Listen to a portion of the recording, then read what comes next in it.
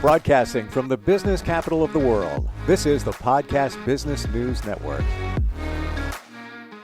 And welcome back, everybody. It is something that a lot of us have been experiencing, can be holding you back. It's the F word. I'm going to say it right now. So be prepared. Fear. A lot of us dealing with fear. It is crippling in many regards. And especially, I don't do politics, but in this climate now, there's a lot going on, a lot of uncertainty that can lead to fear. And that can challenge many of us. How do we deal with that? How do you even identify it? We're going to talk with somebody that gives people courage to shine. That's what she's all about. And whether you're fearing something, you're stuck, whatever it might be, she is your direction for wellness. Sara Regester is back on the program with us. How are you doing today? I'm great, Steve. Lots I'm to really talk about. feeling it. Yeah. Lots to talk about here. I think the time is right to dig into fear, especially as a coach and somebody that moves people forward in their life, our professional of the year. This acronym, I hate to like write on cliches, but it's just so true. You probably know the one I'm going to say. False evidence appearing real. It Yes, just describes fear very well, doesn't it? it does. Because so often when we're afraid of something, it leads you into this future oriented rumination. Then the wheels start spinning, the inner dialogue starts getting revved up. Next thing you know, you're feeling it physically, the charge of this fear. And so it's important to have strategy to recognize, okay, what's real and where am I just, going running amok inside my internal dialogue, really losing a lot of energy over something I have no control over. That's a great point you bring up as well, where we need to realize, and sometimes it's not easy to let go of the things that we can't control, but we try to, and then fear ensues from that. Exactly. Because there's something about being so like almost paralyzed. Some people right now are just so afraid that they're afraid to even take a step forward in their life. But what's happening is that it can become where your fear takes over, and then you lose presence, you lose connection, and this downward spiral. And what I find in these conversations sometimes is two sides. One is that people are fueling each other's fear and then it's increasing.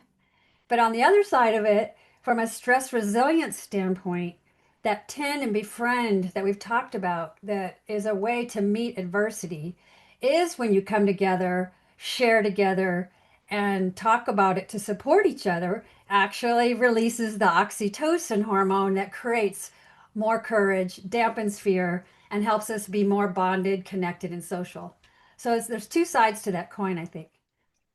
So am I getting from you, it's very impactful to talk about your fear. Absolutely. Mm. It's so important to like be able to lean in to someone you can trust that can just hold space and really hear you. And perhaps, it will work two ways back and forth that you support each other.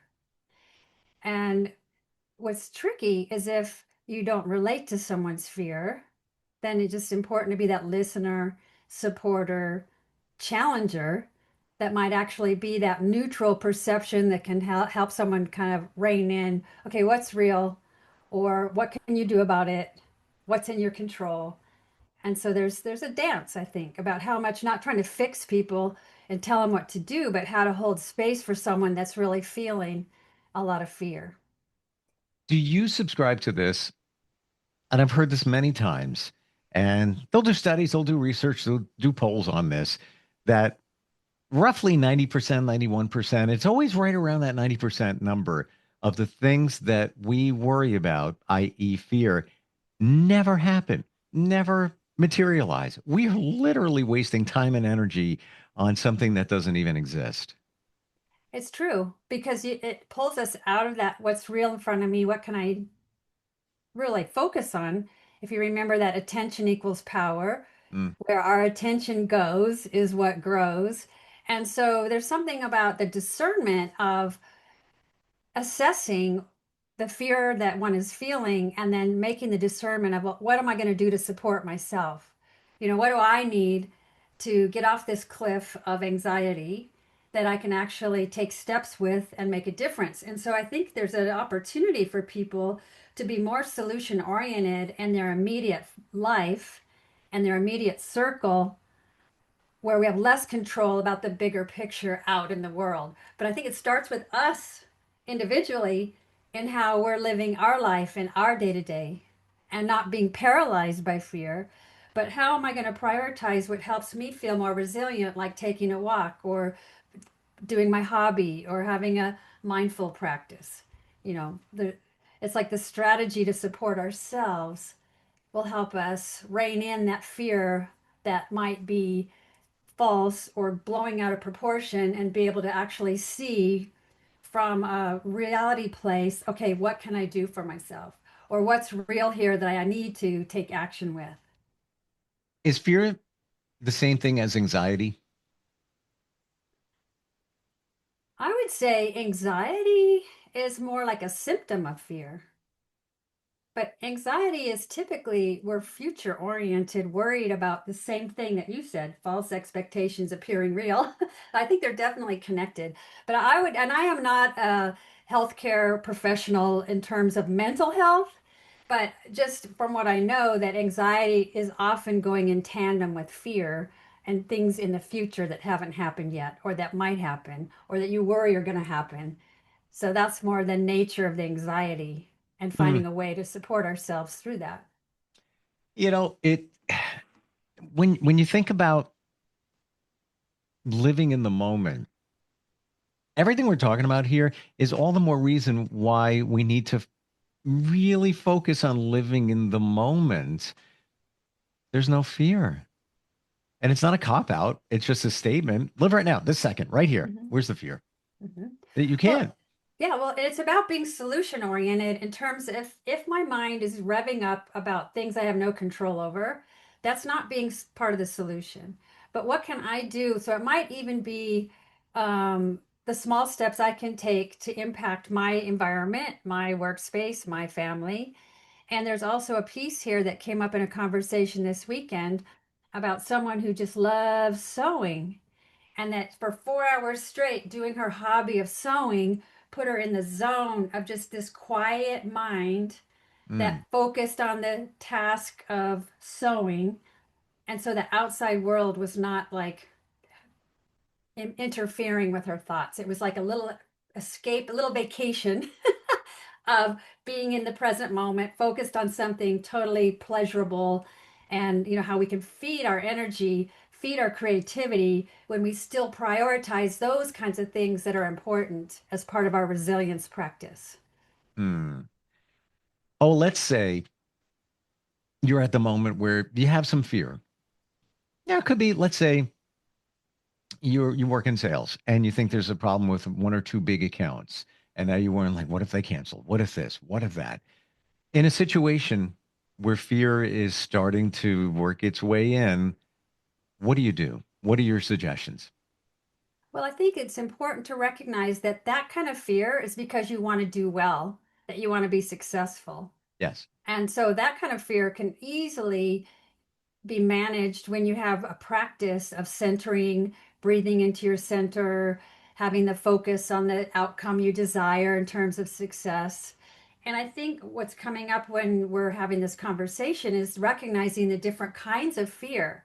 And so, reality fear of a true danger, it is important that we're paying attention so we don't get hit by that truck or something. So in one sense, it's survival adaptable. And on the other side is when we create bigger problems, building like a mountain out of a molehill, from a situation that might come up. But there's another kind of fear that people often aren't recognizing. That's the fear that of a spiritual nature, of a fear that is asking you to step out of your comfort zone to grow and stretch in some way. And so that's kind of can feel edgy. You could be worried about a brand new experience you've never done before, but there's something that you're actually going to grow from the engagement. So that's like another layer of fear. That's the stretch factor of personal growth and character refinement. That's a positive also, but nonetheless, inside it's like, "Ah." Public Still speaking, feel it. there's one. Public speaking.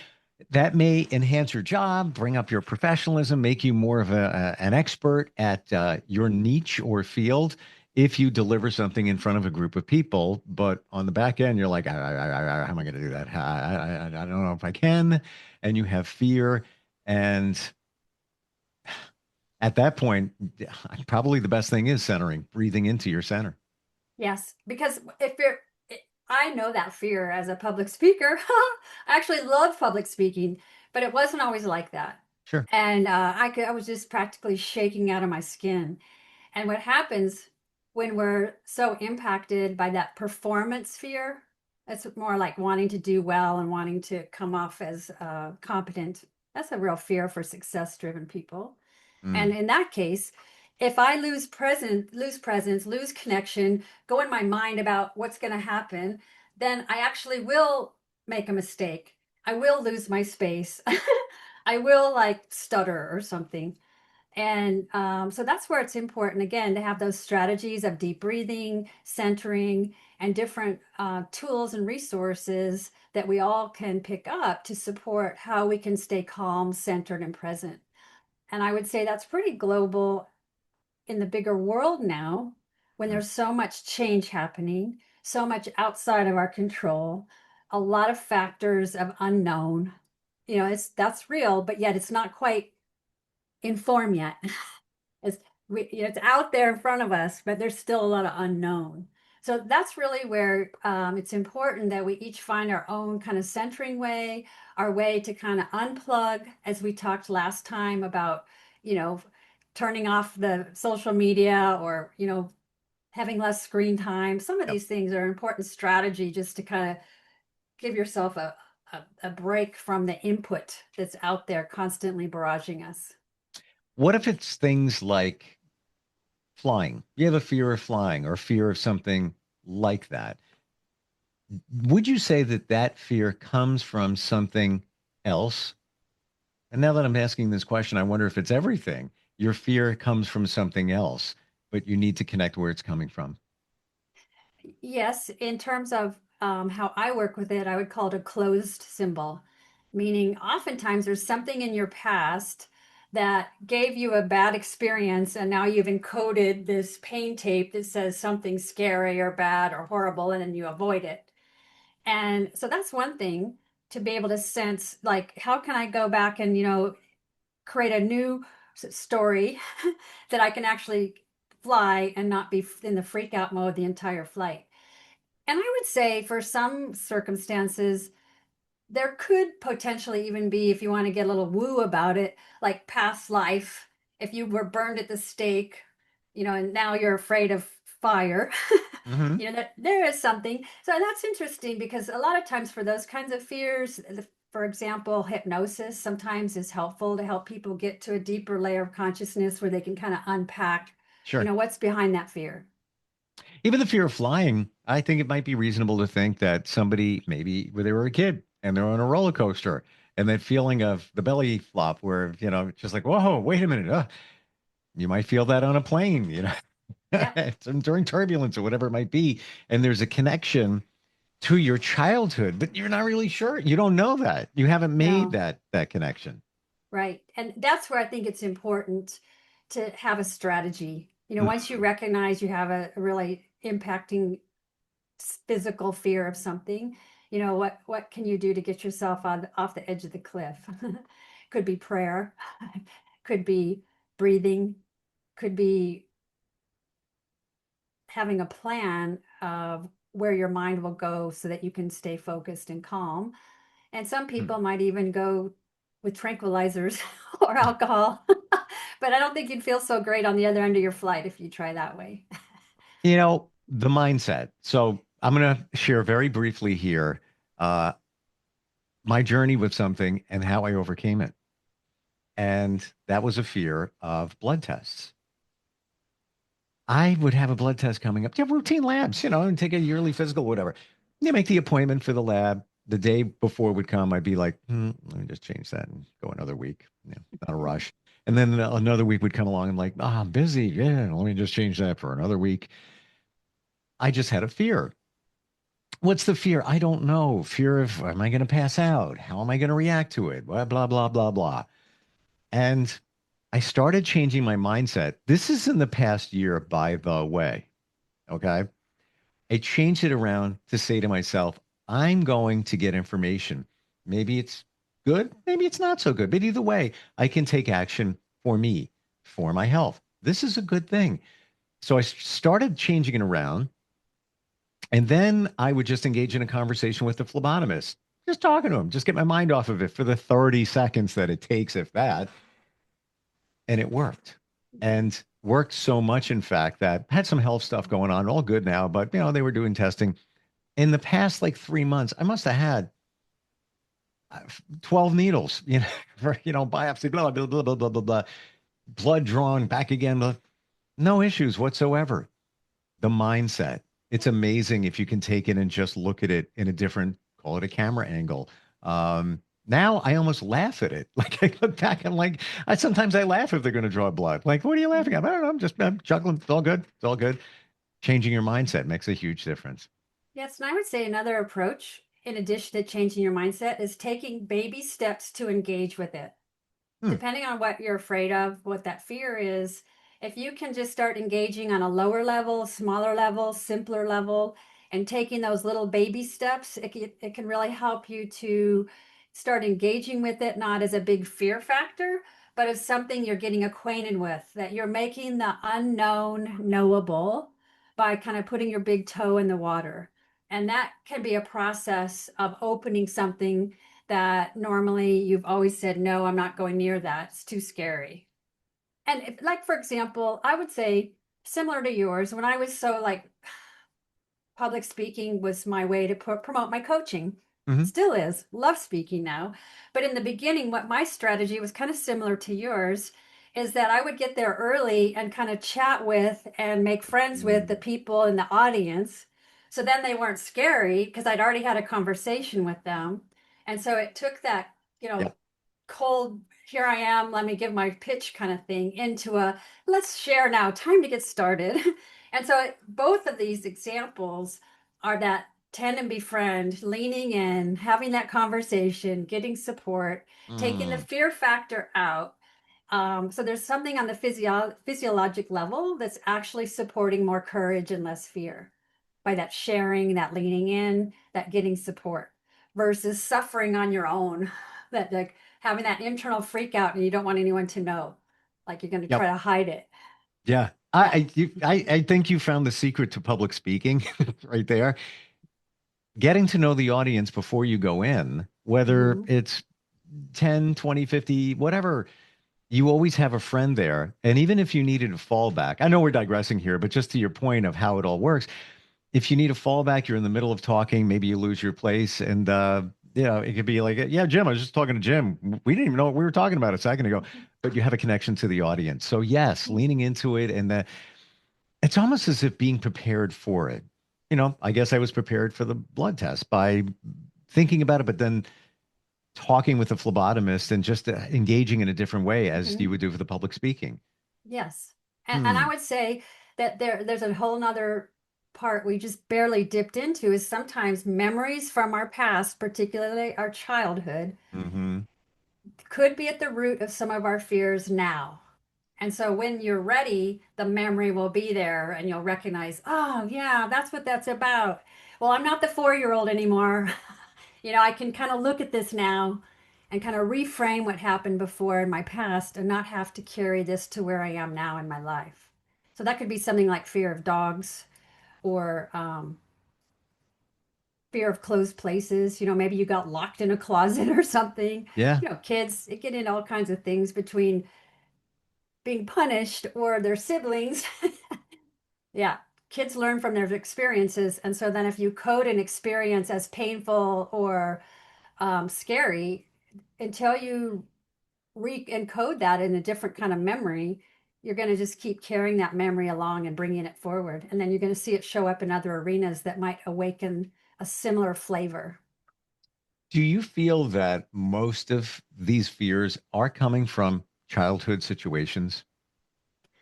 I think many fears do, because if Mm. you think about the child, You know, as little people, we want to be loved, we want to be liked, we want to feel safe. And so we'll do anything for approval of our parents, of our teachers, of our friends. So that really does a lot to our naturalness when we try to be likable. And that's, being accepted. These are really important part of our human psyche that, as adults, we sort of unpack, okay, what's my real nature? What's the part of me that's kind of putting on a mask so that people won't see my fear or my insecurity Yep. or the truth of what I don't want them to see. That's a fear right there, looping it back. For sure. Yeah, and Hmm. and the public speaking. There we go. Fear of acceptance. What about if they don't like what I'm talking about? What about if nobody says anything? What if, what if, what if, what if? How can you support people through coaching and counseling with fear? With fear. Well, I would say, since I wrote the book on Courage to Shine, how to feel confident outside your comfort zone, Hmm. I learned myself, and that's how I really teach others is, from my own experiences with fear and stress and learning how to master stress. And so, in my coaching process, because I have training in shamanic healing, which is mind, body, spirit, there's definitely a spiritual component of how can you evolve and grow?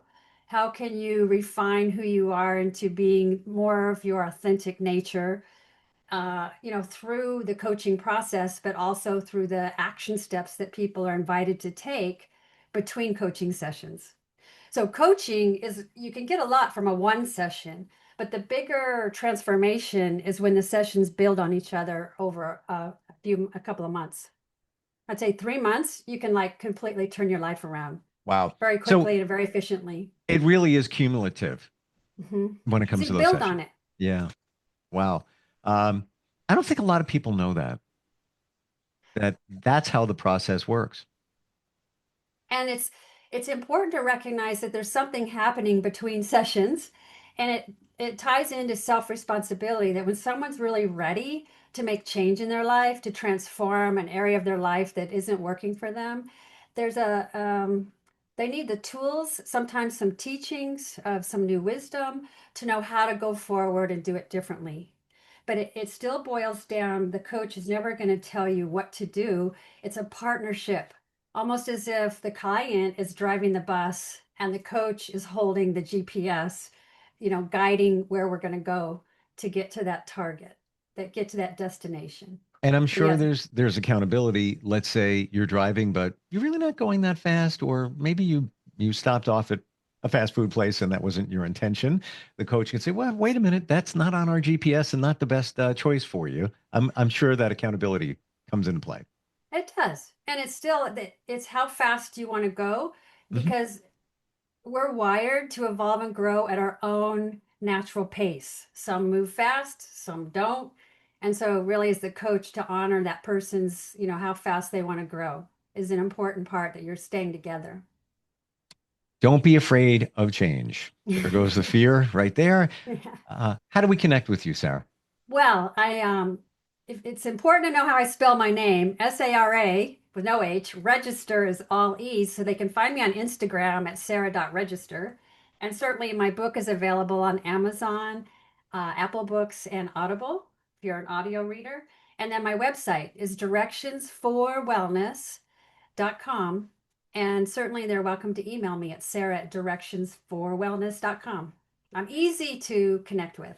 Your book is fantastic, especially for what we're talking about right now, giving you the confidence to get out of your comfort zone. Because when you're stuck in your comfort zone, nothing's happening. You're just No, you're you just doing stay life. you stay in the devil and can be very complacent. So sometimes you need that little courage boost to get going forward. Love it. Thank you for being here today. All great stuff and just fundamental.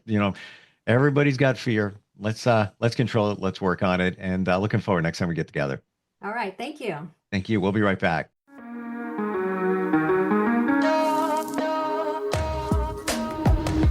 Broadcasting from the business capital of the world, this is the Podcast Business News Network.